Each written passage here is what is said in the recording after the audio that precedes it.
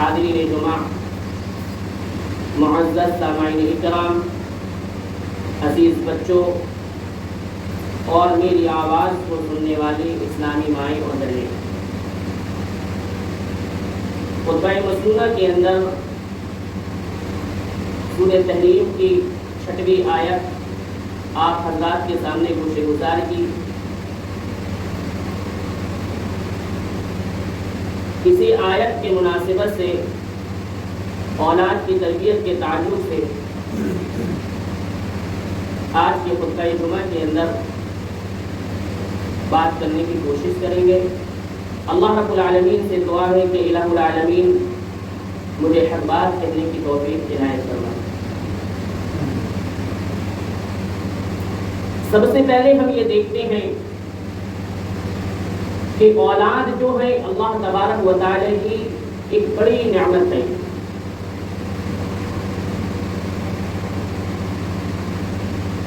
ہمیں کیسا پتہ چلے گا، کیسے معلوم ہوگا کہ یہ بڑی ایک عظیم نعمت ہے؟ ہمیں اس بات سے پوچھنا پڑے گا جس کے گھر پر اولاد نہیں ہے۔ ہمیں اس ماں سے پوچھنی ہوگی جس کی گود خالی پڑی ہوئی ہے، تب جا کے ہمیں معلوم ہوگا کہ اولاد ایک بڑی نعمت ہے اور اولاد کی تربیت کرنا ہم پر واجب ہے۔ اللہ تبارک و تعالی نے سورہ تحریم کی آیت نمبر 6 کے اندر کیا فرمایا؟ اولاد کی تربیت کے تعلق سے فرمایا، انہیں جہنم سے بچانے کے تعلق سے فرمایا۔ سب سے پہلے ہم دیکھتے ہیں کہ اللہ تبارک و تعالی نے اس آیت کریمہ کے اندر سارے انسانوں کو خطاب نہیں کیا، یا ایھا الناس نہیں کہا اللہ رب العالمین نے، بلکہ اللہ تبارک و تعالی نے ایمان والوں سے خطاب کر کے فرمایا کہ یا ایھا الذین آمنوا قوا انفسکم واہلیکم نارا، اے ایمان والو تم اپنے آپ کو، اپنے اہل و عیال کو، اپنی فیملی والوں کو اس آگ سے بچاؤ جس کا ایندھن انسان ہے اور پتھر، اور اس جہنم کے کنارے اتنے سخت دل فرشتے اللہ رب العالمین نے مقرر کیا ہے کہ جب اللہ تبارک و تعالیٰ انہیں حکم دیتا ہے کہ فلاں بندے کو جہنم کے اندر داخل کر دو، تو ان کے دل کے اندر ذرہ برابر بھی رحم نام کی چیز نہیں ہے، ان کا دل بڑا کٹھور ہے۔ وہ یہ نہیں دیکھتے کہ یہ عورت ہے، وہ یہ نہیں دیکھتے کہ یہ مرد ہے، فوراً اللہ رب العالمین کا حکم مانتے ہوئے جہنم کے اندر داخل کر دیتے ہیں۔ اسی آگ سے اللہ رب العالمین نے اپنی اولاد کو اور اپنے آپ کو بچانے کا حکم دیا ہے۔ سب سے پہلے ہم خود بچیں گے، اس کے بعد ہم اپنی اولاد کو جہنم سے نجات دلوا سکتے ہیں۔ اور ہم کیسے جہنم سے اپنی اولاد کو نجات دلوا سکتے ہیں؟ ظاہر ہے کہ ان کی بہترین تربیت ہمیں کرنی ہوگی، انہیں سکھانا ہوگا، دین کے معاملے میں انہیں بتانا ہوگا، توحید کا مفہوم انہیں بتانا ہوگا، شرک کی غلاظت سے کیسے بچنا ہے۔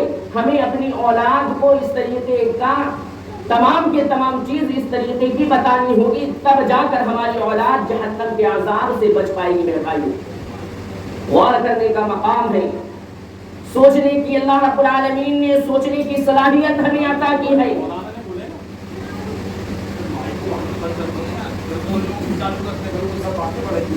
ہمیں سوچنا ہے کہ اللہ تبارک و تعالی نے قرآن مجید کے اندر اولاد کا ذکر کیا کہ اولاد کی ہمیں تربیت کس طریقے سے کرنی ہوگی۔ پیارے نبی صلی اللہ علیہ وسلم نے ہمیں ذمہ دار بنایا۔ اولاد کی ذمہ داری یہ نہیں کہ ہم انہیں کھانا کھلا دیں، ہم انہیں اچھا لباس پہنا دیں، ہم انہیں اچھے اسکول میں داخلہ دلوا دیں، بلکہ اس کے ساتھ ساتھ اولاد کی تربیت میں ہمیں دین کے معاملے میں بھی سوچنا ہوگا، اخروی معاملے میں بھی سوچنا ہوگا، آخرت کی تیاری کے معاملے میں بھی سوچنا ہوگا۔ دنیاوی غرض کے اعتبار سے ہم تمام انسان، تمام مسلمان سوچتے ہیں ہمارے بچے کو ہم اچھی ڈگری دلاتے ہیں، انجینئر بناتے ہیں، وکیل بناتے ہیں، دنیا کی ڈگری دلائیے، لیکن اس کے ساتھ ساتھ ان کی اخروی تیاری بھی ہمیں کرنا ہوگا تاکہ قیامت کے دن اللہ رب العالمین کے عذاب سے وہ بچ جائیں۔ میرے بھائیوں، حضرت عمر رضی اللہ تعالی عنہ روایت کرتے ہیں کہ پیارے نبی صلی اللہ علیہ وسلم نے فرمایا کلکم راعٍ وکلکم مسئول عن رعیہ، تم میں سے ہر شخص ذمہ دار ہے اور اس سے اس کی ذمہ داری کے متعلق قیامت کے دن اللہ تبارک و تعالی سوال کرے گا۔ وقت کا حکمرانہ ہے، اللہ تبارک و تعالی اس سے سوال کرے گا۔ محلے کا کوئی ذمہ دار ہے، اللہ تبارک و تعالی اس سے سوال کرے گا۔ بستی کا کوئی ذمہ دار ہے، اللہ تبارک و تعالی اس سے سوال کرے گا۔ گھر کا ذمہ دار ہے، اللہ رب العالمین اس سے سوال کرے گا، حتیٰ کہ ہر انسان سے اللہ تبارک و تعالی قیامت کے دن سوال کرے گا۔ اسی میں سے ایک باپ سے سوال کرے گا، والدین سے سوال اللہ رب العالمین کرے گا کہ ہم نے تجھے دو بیٹے عطا کیے، تو نے ان کی پرورش کس انداز سے کیا، تو نے ان کی تربیت کس انداز سے کیا۔ اگر ہم نے اپنی اولاد کی تربیت اسلامی نہیں کی، اگر ہم نے اپنی اولاد کو نمازی نہیں بنایا، اگر ہم نے اپنی اولاد کو دیندار نہیں بنایا، میرے بھائیو، اللہ رب العالمین کے پاس جب اللہ تبارک و تعالی ہم سے سوال کرے گا، ہم اس کا جواب کیا دیں گے ہم خود سوچ سکتے ہیں۔ تو معلوم ہوتا ہے کہ یہ جو 60 سال کی 70 سال کی زندگی ہے، یہ ایک دن ختم ہونے والی ہے۔ اس زندگی کے اندر ہمیں دین کے معاملے میں بھی سب سے زیادہ آگے بڑھنا ہوگا، اپنی اولاد کو دیندار بنانا ہوگا، اپنی اولاد کو نیک اور صالح بنانا ہوگا۔ میرے بھائیوں، اگر ہم نے اپنی اولاد کے لیے اپنے ماتحت لوگوں کے ساتھ دھوکے بازی کرتے ہوئے اگر ہم اپنی زندگی کو گزار رہے ہیں تو معلوم کیا ہوتا ہے، اللہ کے پیارے نبی صلی اللہ علیہ وسلم کا فرمان ہے، ما من عبد یسترعہ اللہ رعیہ يموت يوم يموت وهو غاص للرعية الا حرم الله عليه الجنة۔ پیارے نبی صلی اللہ علیہ وسلم نے فرمایا کہ اگر کوئی انسان، کوئی شخص اپنے ماتحت لوگوں کے ساتھ دھوکے بازی کرتا رہا اور اسی وقت اس کی موت آ گئی تو اللہ کے رسول صلی اللہ علیہ وسلم نے فرمایا کہ الا حرم اللہ علیہ الجنہ، اس شخص پر جنت حرام ہو جاتی ہے۔ معلوم کیا ہوا کہ اگر ہم اپنی اولاد کے ساتھ دھوکے بازی کر رہے ہیں، اگر ہم اپنے ماتحت جن لوگوں کی ہم ذمہ دار ہیں اگر ہم ان کے ساتھ دھوکے بازی کر رہے ہیں تو اللہ تبارک و تعالیٰ نے صاف طور پر پیارے رسول صلی اللہ علیہ وسلم نے یہ کہہ دیا ہے کہ اس شخص پر جنت حرام ہو جائے گی۔ جب اس شخص پر جنت حرام ہو جائے گی تو کان کھول کے سن لیجئے، پیارے نبی صلی اللہ علیہ وسلم کا یہ بھی فرمان ہے کہ فریقوں فی الجنت و فریقوں فی السعیر، ایک گروہ جہنم کے اندر ہوگا، دوسرا گروہ جنت کے اندر ہوگا۔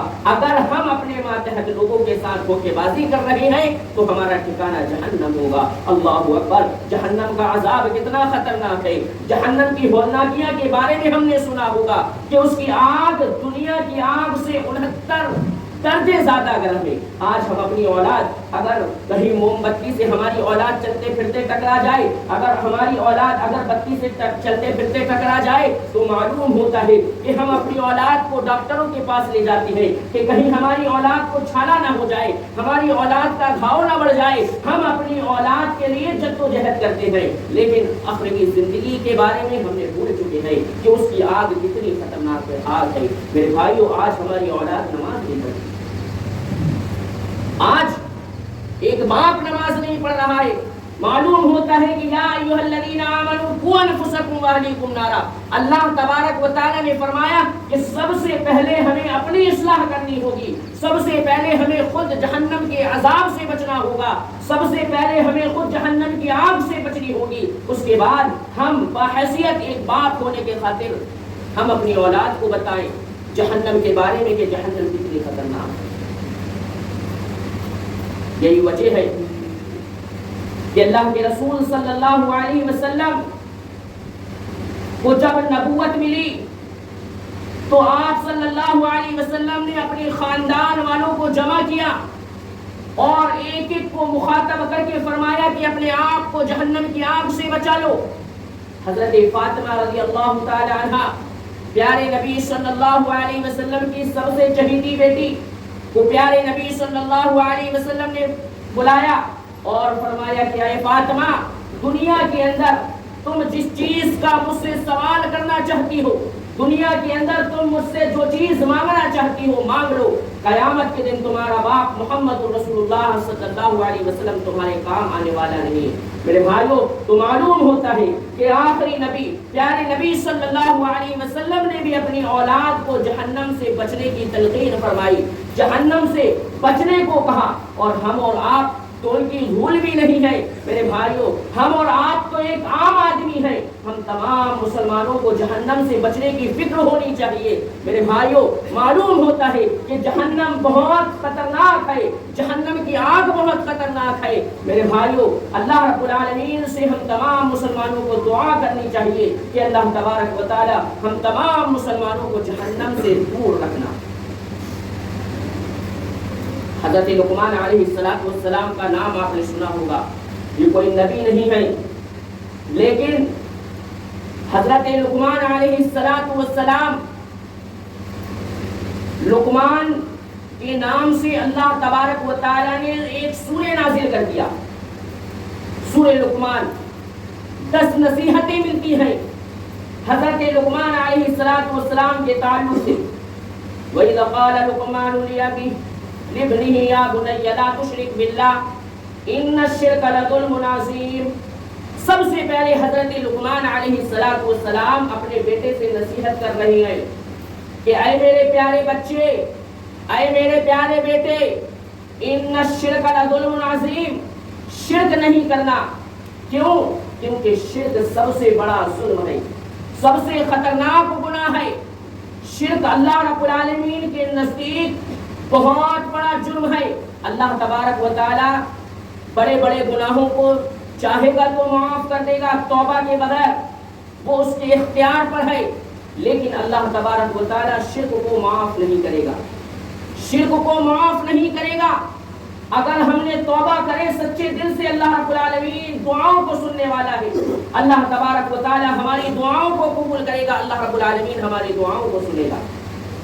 تو حضرت لقمان علیہ السلام بھی اپنے بیٹے سے نصیحت کر رہے ہیں شرک کے تعلق سے، اپنے بیٹے کو سمجھا رہے ہیں کہ کہیں میرا بیٹا شرک میں نہ چلا جائے، کہیں میرا بیٹا شرک جیسے بڑا گناہ کرنا بیٹھے۔ میرے بھائیوں، حضرت لقمان علیہ السلام نے اپنے بیٹے کو نصیحت کی، اسی طریقے کی اور نصیحتیں حضرت لقمان علیہ السلام نے کی۔ تو ہمیں چاہیے کہ ہم اپنی اولاد کی انتہائی تربیت کریں، انتہائی ضروری ہے۔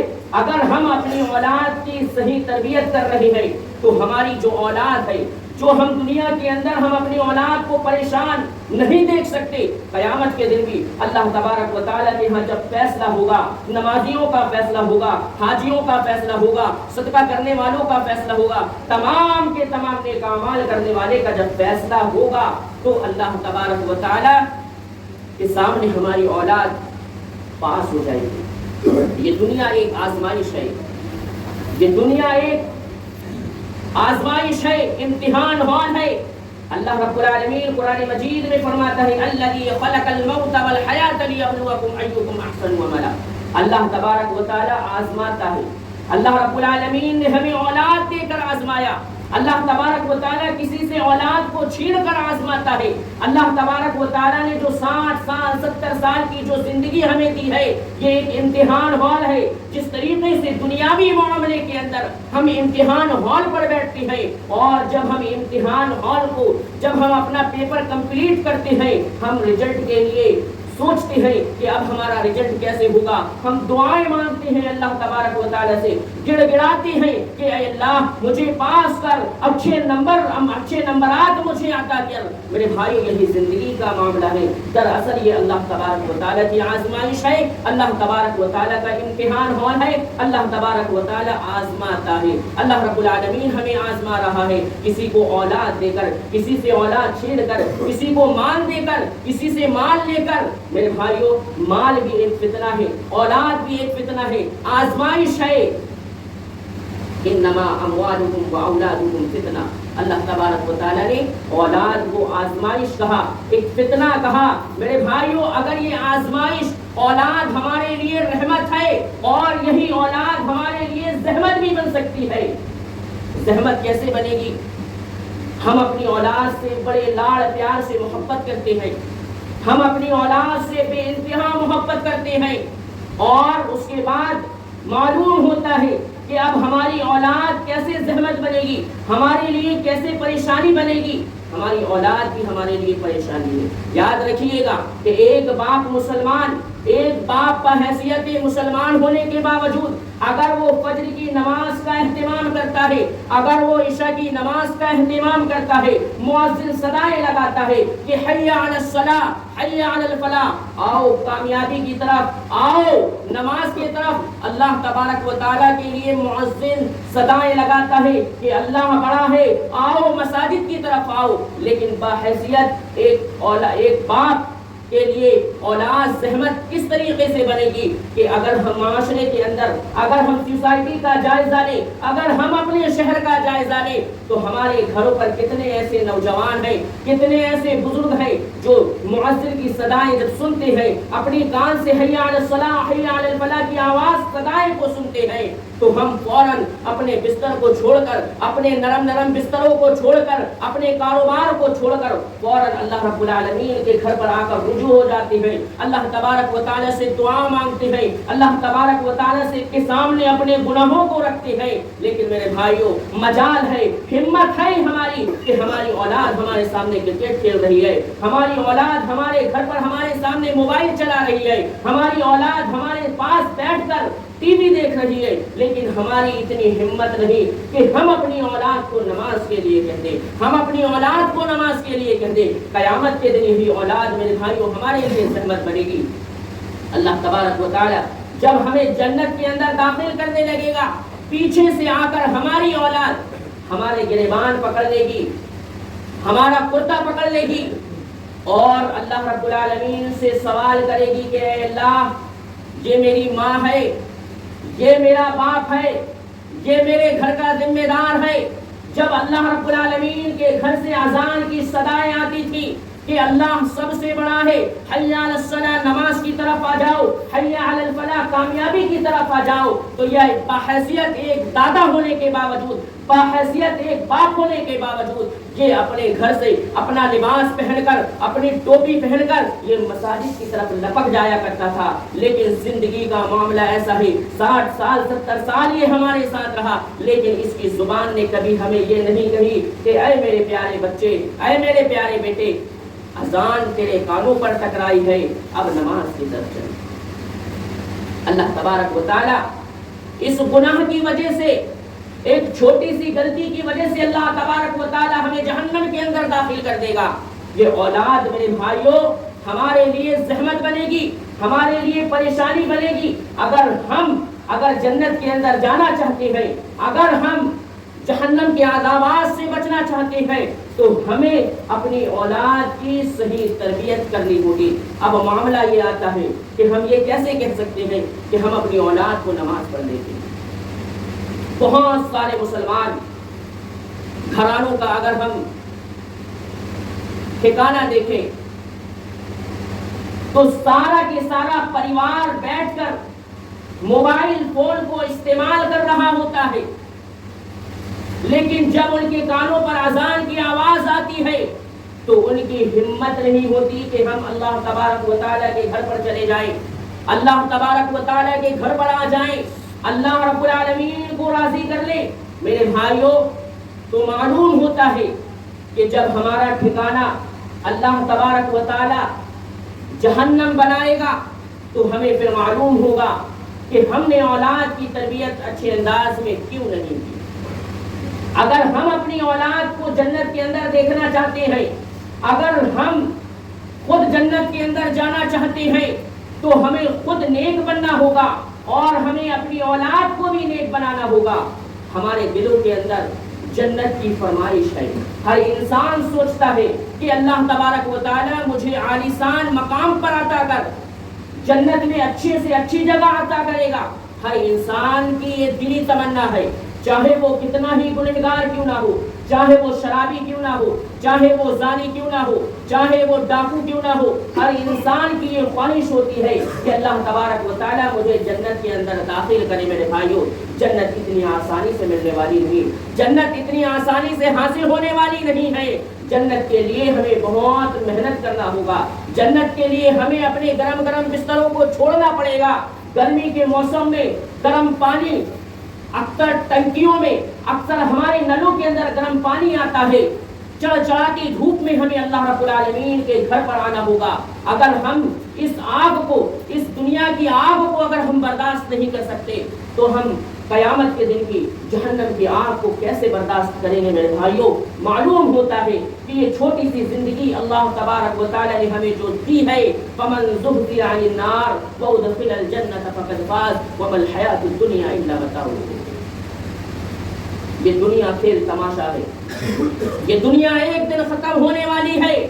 فمن زحزح عن النار، جس شخص کو اللہ تبارک و تعالی جہنم کے عذاب سے بچا لے گا، جہنم کی آگ سے بچا لے گا، وَأُدْخِلَ الْجَنَّةَ، اور جنت کے اندر داخل کر دے گا، فقد فاز، وہ کامیاب ہو گیا۔ میرے بھائیوں، وَمَا الْحَيَاةُ الدُّنْيَا إِلَّا مَتَاعُ الْغُرُورِ، یہ دنیا کی زندگی ایک کھلونا ہے، یہ دنیا کی زندگی دھوکہ ہے، یہ دنیا کی زندگی ایک آزمائش ہے۔ یہ رنگینیاں، یہ رنگینیوں میں آج ہم اتنے زیادہ مگن ہو چکے ہیں کہ آج ہمیں کچھ معلوم ہی نہیں ہوتا کہ کب عصر کا وقت چلا گیا، کب مغرب کا وقت چلے گیا، کب عشاء کا وقت آ گیا، ہمیں معلوم ہی نہیں ہوتا۔ میرے بھائیوں، یہ چھوٹی سی زندگی اللہ تبارک و تعالیٰ نے ہمیں عطا کی ہے، اس زندگی کے ساتھ ہمیں کھلواڑ نہیں کرنا چاہیے، اس زندگی کے اندر ہمیں کھلواڑ نہیں کرنی چاہیے، اس زندگی کو ہمیں غنیمت تصور کرنا چاہیے۔ اللہ رب العالمین سے دعا کرنی چاہیے کہ اللہ تبارک و تعالیٰ نے ہمیں زندہ رکھا، اور بڑے خوش نصیب ہیں ہم میں سے بہت سارے مسلمان اور تمام ہی مسلمان جنہیں اللہ تبارک و تعالیٰ نے اب تک زندہ رکھا ہے، اب تک زندہ رکھا ہے۔ ہر انسان کو دعا کرنی چاہیے کہ اے اللہ میری باقی کی زندگی اس طریقے سے بتا کہ میں اپنے رب کو راضی کرتا رہوں، میں اپنے ماتحت لوگوں کے ساتھ دھوکے بازی نہ کروں۔ اگر ہم اپنے ماتحت لوگوں کے ساتھ دھوکے بازی کریں گے تو ہمارا ٹھکانہ میرے بھائیوں جہنم ہے، یہ پکا ہے، کیونکہ پیارے نبی صلی اللہ علیہ وسلم کا فرمان ہم نے سنا کہ الا حرم اللہ علیہ الجنہ، جو شخص اپنے ماتحت لوگوں کے ساتھ دھوکے بازی کرتا ہے، اللہ تبارک و تعالیٰ اسے جنت کے اندر داخل نہیں کرے گا، اس کے لیے جنت حرام ہے۔ جب جنت حرام ہے تو اس کا ٹھکانہ جہنم ہوگا۔ میرے بھائیوں، دعا ہے کہ اللہ تبارک و تعالیٰ سے کہ الہ العالمین ہم تمام مسلمان بھائیوں کو اللہ تبارک و تعالیٰ نے اولاد جیسے نعمت عطا کی، تو ان نعمت کی ہمیں قدر کرنی چاہیے اور ان کی دینی تربیت کرنی چاہیے، تاکہ وہ دنیا کے اندر بھی ہماری آنکھوں کی ٹھنڈک بنے، اور قیامت کے دن اللہ تبارک و تعالیٰ انہیں جنت کے اندر داخل کرے۔ اے اللہ ہم میں سے جو بیمار حال ہیں، اے اللہ انہیں شفائے کاملہ عاجلہ عطا فرما۔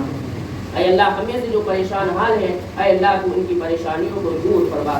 اے اللہ ظالموں کے ظلم سے، حاسدوں کے حسد سے محفوظ رکھ، دجال کی دجالیت سے محفوظ رکھ، کافروں کے کفر سے محفوظ رکھ۔ اے اللہ جب تک زندہ رکھ، اسلام کی حالت میں رکھ، جب ہمارا خاتمہ ہو عمل و ایمان کی حالت میں ہو۔ وآخر دعوانا ان الحمد للہ رب العالمین۔